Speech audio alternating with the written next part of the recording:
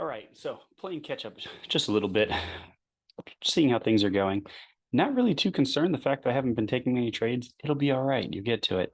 That's one of the things that I've learned here recently is the idea of patience. Just being patient, waiting for trades to set up, and then just executing the plan. And so from what we've gone over, we already know the plan. Waiting for zones to show wick rejections or candle movement in another direction using two candles is just the way that candle forms.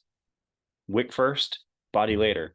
So as it sits right now, I have five five trades that I want to take a look at, see how everything would have worked out on the daily chart. So I'm using mostly two different time frames, the daily and the 4 hour. I have been dropping down to the hourly as well, just because I think I can get a little bit more trades out of that. But the concept's still the same. Looking for a particular zone that's either been a strong support resistance or a break and retest. What am I looking for? I'm looking for wick rejections. I'm looking for patterns like head and shoulders, double tops, double bottoms, things of that nature to help me decide to get into a trade, and then managing it accordingly by cutting out early if all of a sudden that zone that I had drawn doesn't make sense because price is not respecting it, or if price is just going sideways and not really doing anything. So first up is Euro USD. Looking up on the daily, we have a zone that has been broken, came back and got retested, got a wick rejection. What am I looking for? Well, I'm looking for another test of that wick rejection. I want the about 50% of the wick rejection, because when you look, in the past, when you get one wick, you tend to get another wick in and around either the high level or sometimes midpoint, midpoint for this one, equal level for that one, a little bit higher on that one. So those are some things that you look at when looking at it. So the open, marking the close of the candle, the open of the next candle, and then dropping down to a lower time frame. 30 minutes, and this is generally what I look up. This is generally what I look for. I mark up what I'm looking for in my particular zones, as well as any levels that might make sense. So this looks like it made sense as far as like a head and shoulders, inverse head and shoulders. And then I could have looked down here as well, and I would have placed two different path tools to signify what I'm looking for. That way, when I come back to the chart, if prices actually worked down that way and looked the way I expected, then it doesn't take me long to go, yeah, I want to get into this trade. So here I'd be looking for something along the lines of a respect of this area, which it did. It didn't give any wick rejections, which would have set for either immediate entry in and around that area. So instead, I would have waited for the candle to flip. So stop a little bit below what I believe to be the wick, and then an entry on the candle flip, which would be right around there, because this is where we marked out the close of the previous candle, and this would be the open of the next candle. And then just going for a 1-to-1, 1 to whatever. If you look, it could have went up higher, 1 to 1.4, 1 to 2. Yeah, barely. So that's just something to look at. So that's Euro USD. When would this trade play out? 1:30 in the morning. I believe I put that in the telegrams like, oh yeah, if I was only online at 1:30 in the morning, this would have been great.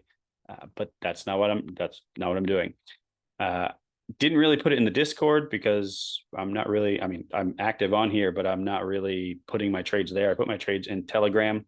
That way I have some sort of journaling to look back at, as well as my thought process from time to time, since I will also put it in my journal as well. But I only put active trades in my journal here. I don't actually put like setups that I'm looking for and things of that nature. So that's what we got there. Let's come back to the chart here. So that's Euro USD.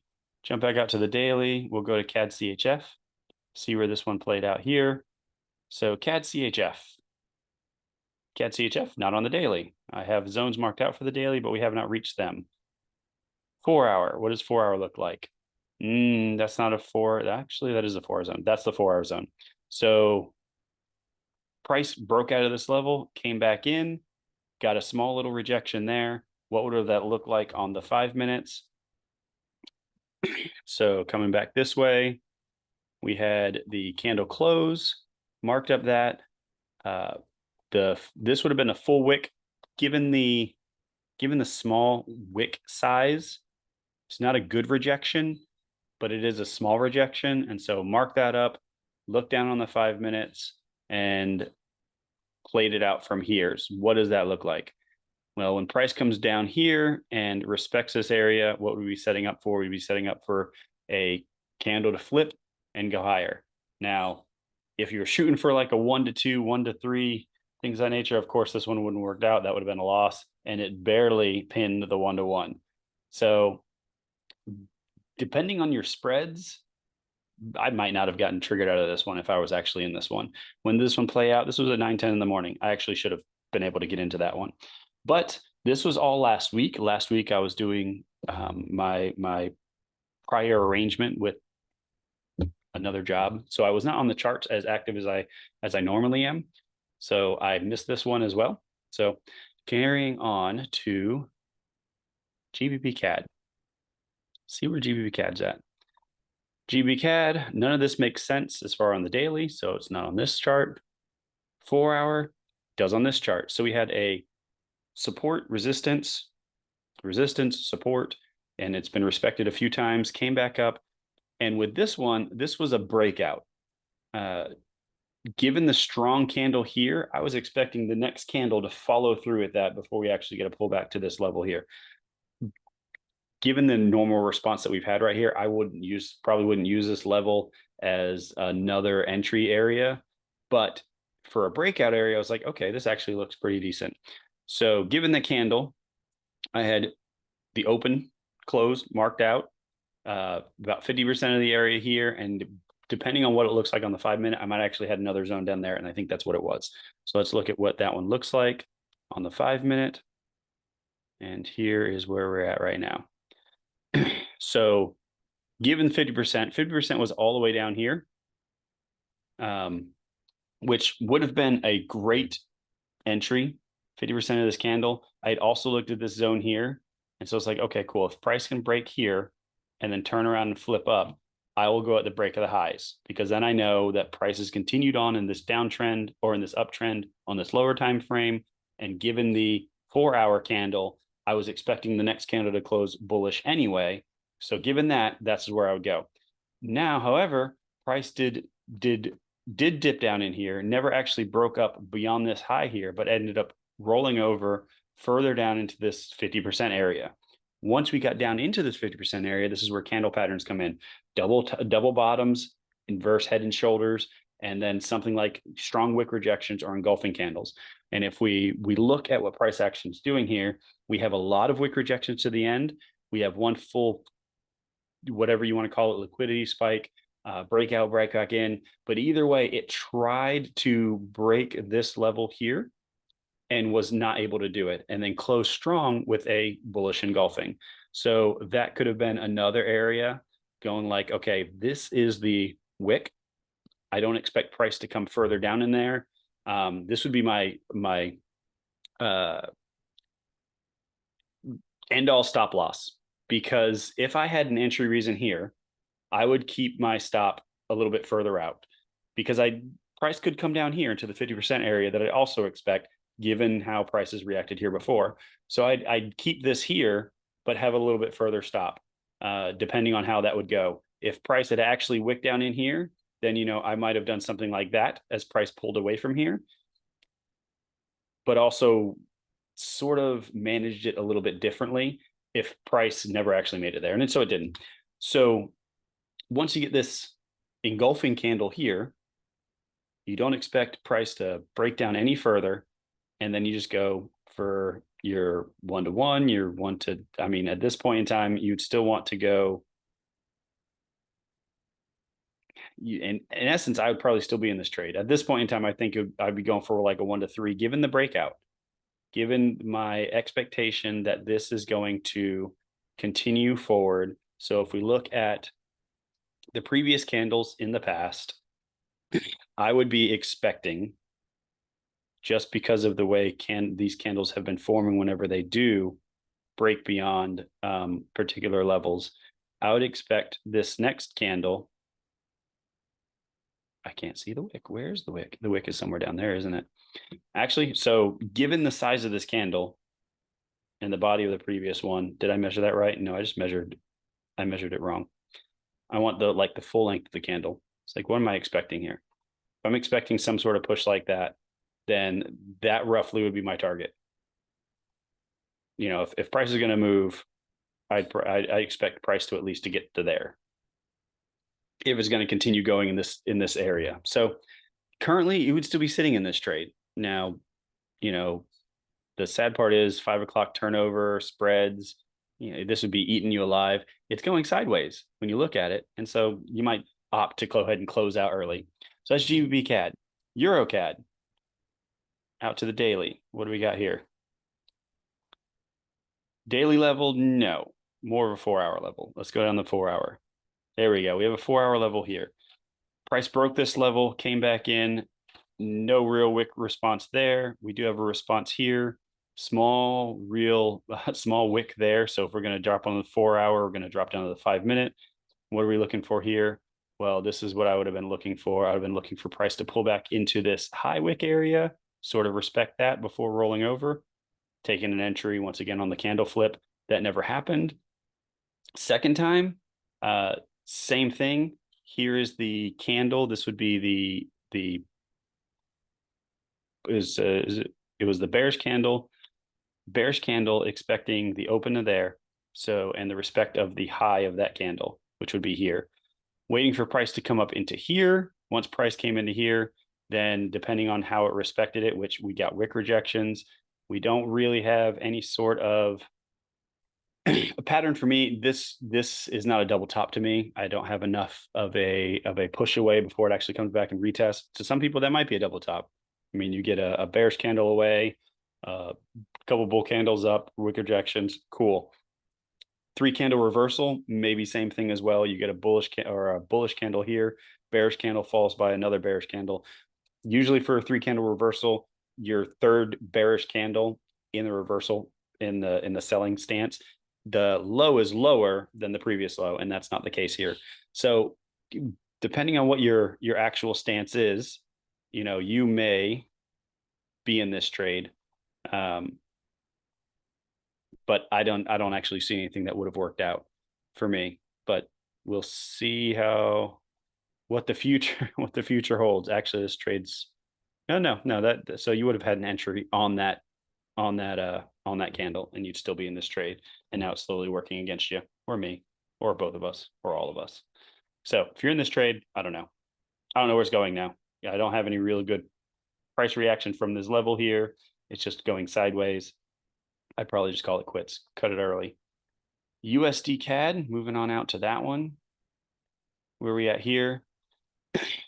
Oh, we didn't have to jump out to the daily, but we can go out and look at the daily. Daily levels, we got some area here. This is, once again, this does more like a better 4-hour level. Rejection, rejection, rejection. We do have these higher lows that are being created all the way up to here. But if you pay attention to the actual trades that I'm taking, I'm not expecting a huge movement out of them. I'm not expecting for price to come all the way down here and to try to capture that entire move. I just want some sort of reaction using the way a candle forms, candle theory, 2-candle theory, and then go from there. So given the first entry, given the first rejection, we have the zones marked out that I'd be looking at. Drop down to the 5 minutes. We have, what would I be looking for here? I was waiting for price to actually roll over first before coming up and testing, and then taking the entry on the break of that low. Why? Because of the way the small wick in this zone here. So that never happened. What do we have next? Well, we had another close. We have a wick high that would have been tested. We can come back out here to the 4-hour, take a look at that. So this would have been the wick high here. So if we get rid of this guy here for a second, so the wick high there is still the same level. So if we look at that down on the 5 minutes, what do we have? We have price coming down, popping back up above that level, breaking back down, and then coming back up and respecting this level. For me, that's a solid head and shoulders.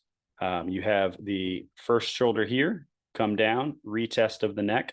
Well, the creation of the neck, the head, small head. I don't actually have a rule for how far the head actually has to be. It just has to break beyond the actual shoulders. So then we have the test of the neckline, and then rejection that tests the left shoulder, and then an engulfing candle. So you have a couple different confluences here that line up really nicely. And so that could have been a great entry reason. You'd have once again, on the start of that candle there, engulfing candle. You could have taken on wick rejections if you were a little bit more aggressive. Stop loss above the creation of the wick, and then you just go for your 1-2s, 1-1s. Not far of a bounce. This one would have taken you all the way to at least a 1-3. USD CAD spreads, yeah, probably should have got about a 1-3. So that's what I got right now. This is how simple it can be. It doesn't have to be complicated, and that's one thing that I'm constantly reminding myself is it doesn't have to be complicated. All I have to do is continue to execute. Once my plan ends up unfolding, just execute the trades. Let the numbers play out.